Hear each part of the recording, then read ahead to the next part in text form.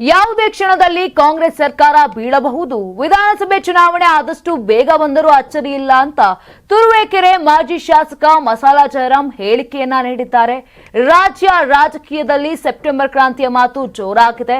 ಕಾಂಗ್ರೆಸ್ ಶಾಸಕರು ನಾಯಕತ್ವ ಬದಲಾವಣೆಯ ಪಟ್ಟು ಹಿಡಿದಿದ್ರೆ ಬಿಜೆಪಿ ಜೆಡಿಎಸ್ ನಾಯಕರು ಸದ್ದಿಲ್ಲದೆ ಚುನಾವಣೆಗೆ ಸಜ್ಜಾಗುತ್ತಿದ್ದಾರೆ.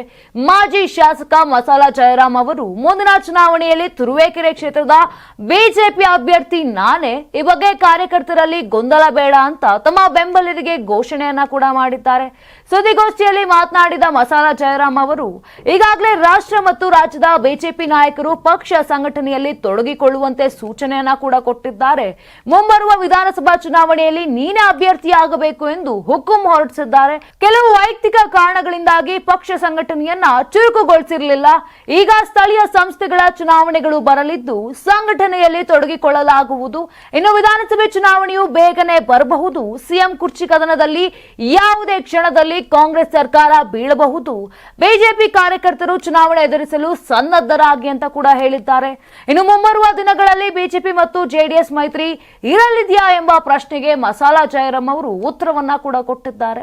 ನನಗೆ ಗೊತ್ತಿಲ್ಲ, ಅದನ್ನ ವರಿಷ್ಠರು ತೀರ್ಮಾನಿಸುತ್ತಾರೆ. ಈಗ ಪಕ್ಷ ಸಂಘಟನೆ ಮಾಡುವುದು ಮತ್ತು ಮುಂಬರುವ ಚುನಾವಣೆಗೆ ಈಗಿನಿಂದಲೇ ತಯಾರಿಯಾಗುವಂತೆ ಆದೇಶಿಸಿದ್ದಾರೆ ಅಂತ ಕೂಡ ಹೇಳಿದ್ದಾರೆ. ಇನ್ನು ಇತ್ತೀಚೆಗೆ ಜೆಡಿಎಸ್ ಶಾಸಕ ಎಂಟಿ ಕೃಷ್ಣಪ್ಪ ಅವರ ಹುಟ್ಟುಹಬ್ಬ ಕಾರ್ಯಕ್ರಮ ನಡೆಯಿತು.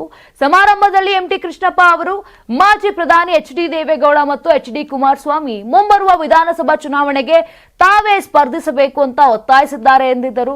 ಪರೋಕ್ಷವಾಗಿ ಮುಂಬರುವ ಚುನಾವಣೆಯಲ್ಲೂ ಎಂಟಿ ಕೃಷ್ಣಪ್ಪ ಅವರೇ ಸ್ಪರ್ಧಿಸಲಿ ಅಂತ ಹೇಳಿದ್ದಾರೆ. ಇದರಿಂದ ಬಿಜೆಪಿ ಕಾರ್ಯಕರ್ತರಿಗೆ ಗೊಂದಲ ಎದುರಾಗಿತ್ತು. ಬಿಜೆಪಿ ಕಾರ್ಯಕರ್ತರಿಗೆ ಇದೀಗ ಮಸಾಲಾ ಜಯರಾಮ್ ಅವರು ಧೈರ್ಯವನ್ನ ತುಂಬಿದ್ದಾರೆ. ಟಿಕೆಟ್ ಯಾರಿಗೂ ಘೋಷಣೆ ಆಗಿಲ್ಲ. ಎಂಟಿ ಕೃಷ್ಣಪ್ಪ ವೈಯಕ್ತಿಕವಾಗಿ ಘೋಷಣೆ ಮಾಡ್ಕೊಂಡಿರಬಹುದೇನೋ.